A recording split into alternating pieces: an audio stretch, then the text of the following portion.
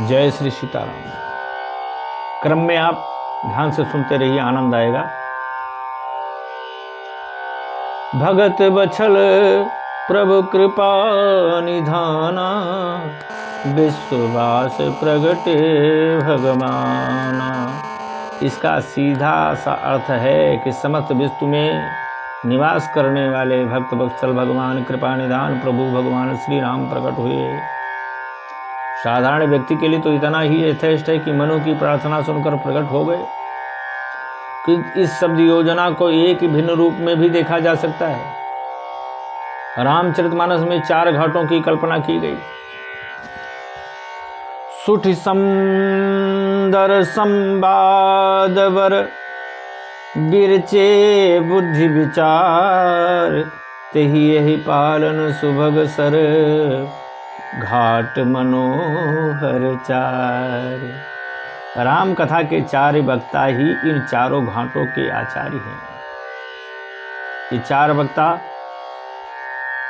भगवान शंकर, श्री काकभुसुंडी जी, मुनि याज्ञवल्क्य जी और गोस्वामी तुलसीदास। ये 4 वक्ता रामचरितमानस की एक साथ कथा कर रहे हैं। एक ही रामचरित्र के 4 वक्ता अलग अलग प्रकार से व्याख्या करते हैं। शंकर जी ज्ञानी हैं, भुसुंडी जी भक्त हैं, याज्ञवल्क्य जी कर्मकांडी हैं और तुलसीदास जी दीन हैं। उनके दृष्टिकोण में यत् किंचित भिन्नता होना स्वाभाविक ही है। मनु के समक्ष राम के प्राकट्य वह मानो अपने श्रोता को यह स्पष्ट करना चाहते हैं कि ईश्वर सर्वव्यापी है। उसे केवल देखने वाली दृष्टि अपेक्षित है। भक्त भुसुंडी के लिए महत्वपूर्ण शब्द भक्त बछल है। इस चौपाई में भुसुंडी जी के लिए महत्वपूर्ण शब्द भक्त वत्सल। वो कहते हैं विश्वास तो एक सैद्धांतिक शब्द है। वस्तुतः भक्त जब बछड़े की तरह स्नेह से पुकारता है, तब ईश्वर की वात्सलता ही उन्हें प्रकट होने की प्रेरणा देती है। कर्मकांडी की ऐश्वर्य मूलक दृष्टि को व्यक्त करने वाला शब्द भगवान है।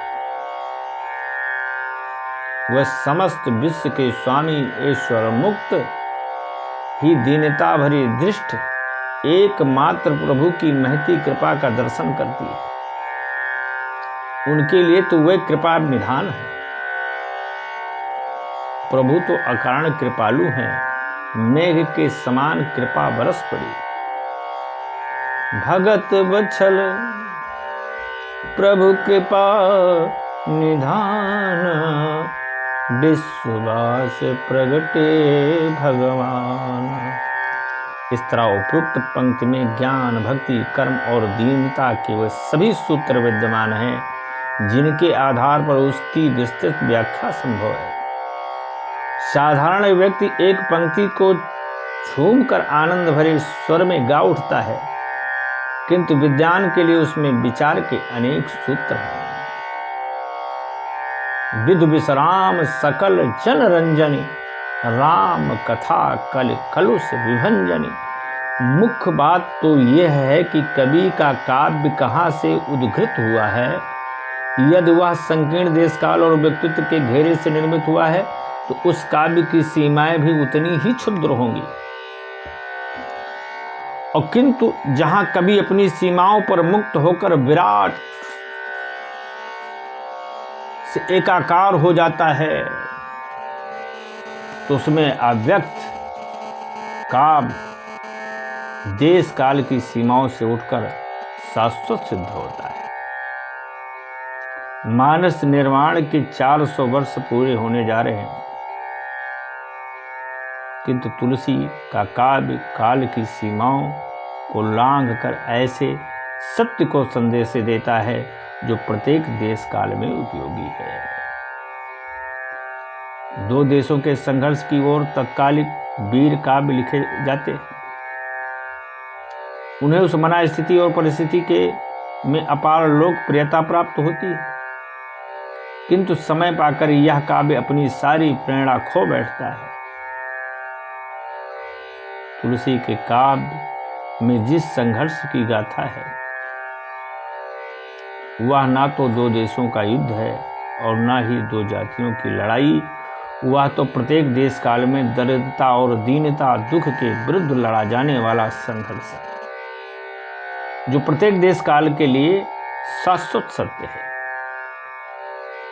रामचरितमानस के सारे संघर्षों की समाप्ति राम राज्य में ही है, जिसकी अंतिम परिणति बैर विरोध दीनता दरिद्रता और दुख की समाप्ति में है। तुलसीदास जी लिखते हैं, बैर न करूं काहू सन कोई, राम प्रताप विस्मिता खोई। नहीं दरिद्र को दुखी न दीना, नहीं को अबुध न लक्षणहीना। समाज और व्यक्ति के जीवन में उठने वाली कोई भी समस्या, चाहे वह आंतरिक हो या बाह्य हो, उसका सादृश्य और समाधान रामचरितमानस के किसी न किसी प्रसंग में प्राप्त हो ही जाती है। इसका तत्कालिक दृष्टांत पिछला भारत पाक युद्ध है। याह खान और शेख मुजीब के मतभेद और संघर्ष के संदर्भ में भारत की नीति की व्याख्या करते हुए बहुधा लोगों को रामायण याद आई। रावण के द्वारा उत्पीड़ित विभीषण राम की शरण में जाता है और वह रावण को परास्त कर विभीषण को लंका का राज प्रदान करते हैं। भारत भी विजेता सेना द्वारा बांग्लादेश पर शेख मुजीब के शासन की स्थापना की तुलना के लिए उससे अधिक उपयुक्त प्रसंग कोई हो भी नहीं सकता। ब्रिटिश पराधीनता के काल में पराधीन सपनों सुख नाही, यह अधीर अर्धाली एक प्रेरक वाक्य के रूप में बार बार दोहराई जाती थी। ब्रिटिश अत्याचार के से असंतुष्ट प्रजा को रामचरितमानस की निम्न पंक्ति का स्मरण आना स्वाभाविक था। जासुराज प्रिय प्रजा दुखारी, सोनिप अवश्य नरक अधिकारी। क्या बात है। प्रजातंत्र में सर्वहितकारी समाज के लिए इस पंक्ति से बढ़कर उपयुक्त आदर्श वाक्य कौन सा हो सकता है। कीरत भनित भूति भल सोई, सुरसर सम सब कर हित होई। यद्यपि उपयुक्त पंक्तियां भिन्न संदर्भ में लिखी गई हैं, किंतु उसकी अर्थवत्ता इतनी व्यापक है कि समाज की विविध समस्याओं के समाधान में उनका प्रयोग बिना किसी खींचतान के किया जा सकता है। उपनिषद में एकाक्षरी उपदेश की एक कथा आती है। समस्त ब्रह्मांड के निवासियों ने प्रजापति ब्रह्मा से उपदेश देने की प्रशंसा की, जहां विभिन्न वर्गों के व्यक्ति उपस्थित हों, जिनकी रुचि संस्कारों में टकराहट हो। क्या एक ही प्रकार का उपदेश कल्याणकारी हो सकता है? क्या उनके लिए पृथक पृथक भाषण माला आयोजित की जानी चाहिए? ऐसा करने पर क्या उनमें परस्पर अविश्वास और कलह की भावना उत्पन्न होगी? नहीं होगी। दैत्यों को प्रतीत होता कि प्रजापति ने देवताओं को एकांत में न जाने कौन सा उत्कृष्ट ज्ञान दिया होगा। हम लोगों को विद्वेष या उपेक्षा के कारण साधारण उपदेश दिया गया होगा। परम विवेकी बाही ने देवताओं दैत्यों मानवों को एक साथ उपदेश दिया। वह उपदेश भी केवल एक अक्षर में था, दा दा दा, केवल दा। उन्होंने भले ही दा का उच्चारण किया हो, परंतु तीनों में इसके पृथक पृथक अर्थ की अनुभूति हुई। देवताओं को लगा दा का अर्थ दमन। हम लोगों के जीवन में विषय परायणता है, इसलिए पितामह ने हमें इंद्रिय दमन का आदेश दिया। ये देवताओं को लगा। दैत्यों को प्रतीत हुआ कि हम लोगों के कठोर स्वभाव को दृष्टिगत रखकर विधाता ने दया करने का आदेश दिया है और मनुष्यों को इस दा का अर्थ दान का अर्थ ग्रहण किया। सबने अपने अपने भाव से समझा, क्योंकि उन्हें स्वयं में लोभ के आधिक्य की अनुभूति हुई।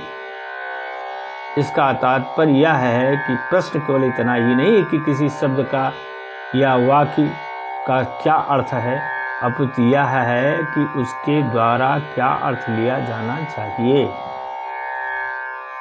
यहाँ यह प्रश्न उठाया जा सकता है कि पाठक या श्रोता की दृष्टि कवि या वक्ता के अभिप्रेत अर्थ उद्देश्यवादी लेखक या कवि जब किसी कृत का निर्माण करता है तो उसके समक्ष उसका मुख्य अभिप्रेत अर्थ भक्ति परक ही होगा। ऐसी स्थिति में शब्द का कोई भी ऐसा अर्थ जो साहित्य की सीमा में सुसंगत हो, जिससे पाठक अथवा श्रोता के मन में भक्ति का उदय हो, यथार्थ माना जाना चाहिए। तुलसी सोई सब भांति परम हित पूज्य प्राण तो प्यारो, जासो हुई स्नेह राम पद ए तो मतो हमारो। विनय पत्रिका में संबंधों को लेकर तुलसीदास जी ने जो वाक्य लिखा है, उस काव्य के अर्थ को लेकर भी इसी पंक्ति का उद्धृत किया जा सकता है। मानस की इन पंक्तियों के माध्यम से दृष्टिकोण और भी स्पष्ट रूप से हृदयंगम किया जा सकता है।